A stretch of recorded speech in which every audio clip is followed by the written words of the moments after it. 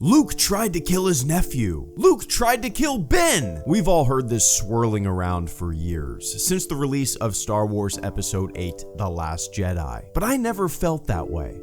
I never felt that way then or now. It's deeper than a hack and slash baseline interpretation. There's layers to this onion: eyewitness testimony and bias, experience and instinct, momentary failures, the humanization of heroes, faults, legend.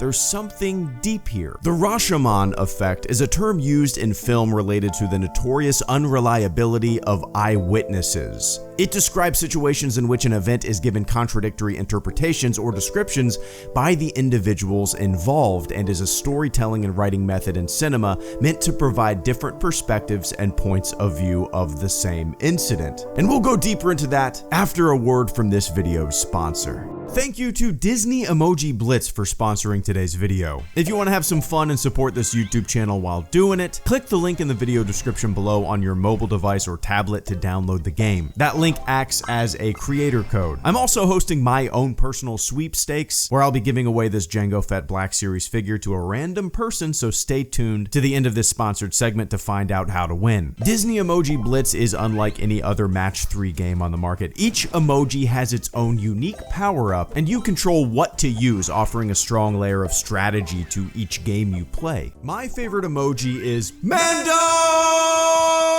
Disney, Pixar, Star Wars emojis. There are new characters added every week and month. There are a ton of different emojis with different categories: heroes, villains, silver, gold, rainbow, exclusive, collections. One of my favorite little features is that as you earn emojis in the game, you can send those emojis to your friends, your family. There are Star Wars events in the game periodically throughout the year, and the next one is a Mandalorian event coming to the game very, very soon in honor of the release of the Book of Boba Fett series on Disney+. Past Star Wars events included emojis such as the Child, Darth Vader, Luke Skywalker, Princess Leia, R2, C-3PO, Anakin, Rey, Kylo, and much, much more. And many of these past Star Wars emojis can still be earned throughout the month of November, as well as some new ones. So get started. Again, click the link below to download the game. Like I said, the link acts as a creator code. Use the link, support the channel, and also whatever you spend in the game will also support the HelloGreedo YouTube channel. Win-win. Fun. So now to that sweepstakes. You want to win this Jango Fett Gaming Greats Black Series figure? All you have to do is download the game using my link in the description below, get to level 10 in the game, and take a screenshot or picture of yourself getting to level 10 and tag me on Instagram or Twitter. It's that simple. I will be picking a winner sometime in December. So keep tuning into these videos and Twitter to stay updated.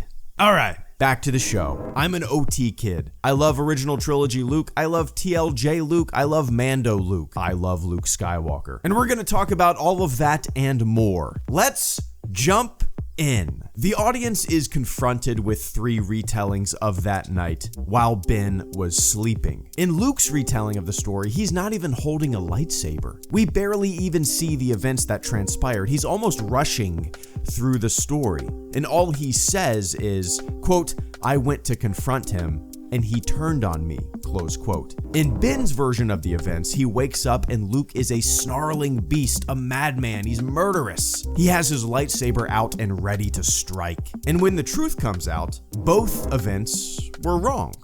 Both eyewitness testimonies were skewed. Luke was lying out of shame, and Ben saw the events without much context.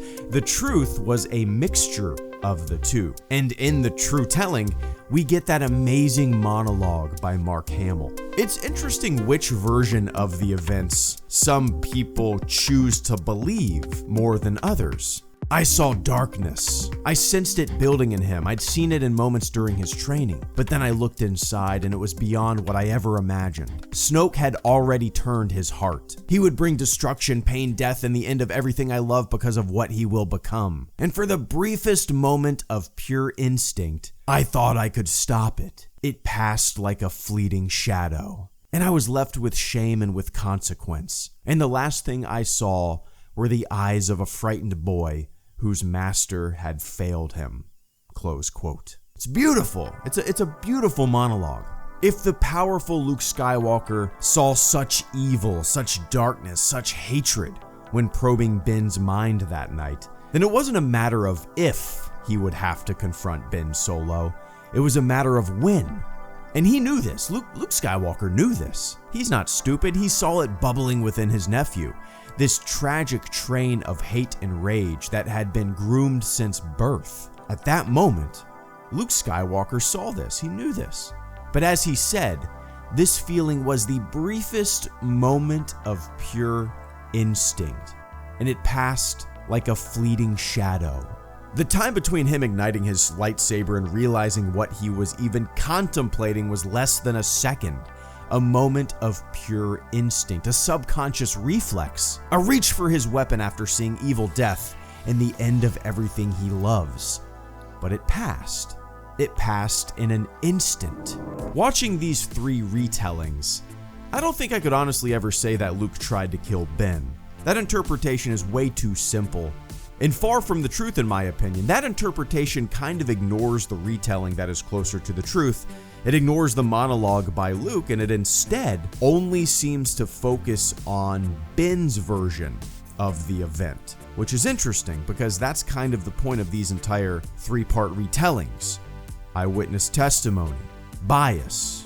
In The Art of Star Wars: The Last Jedi, Rian Johnson says, quote, "The three flashbacks were a late addition, one of the last things that went into the script before we started shooting. It's similar to Rashomon, but the actual story motivation was that I wanted some harder kick to Rey's turn.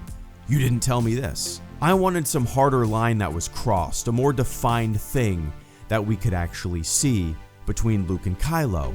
I didn't want to do a big flashback. So one flashback that you repeat 3 times, but that's just one moment, seemed more right."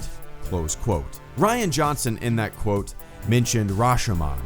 The Rashomon effect is a term used in film related to the notorious unreliability of eyewitnesses.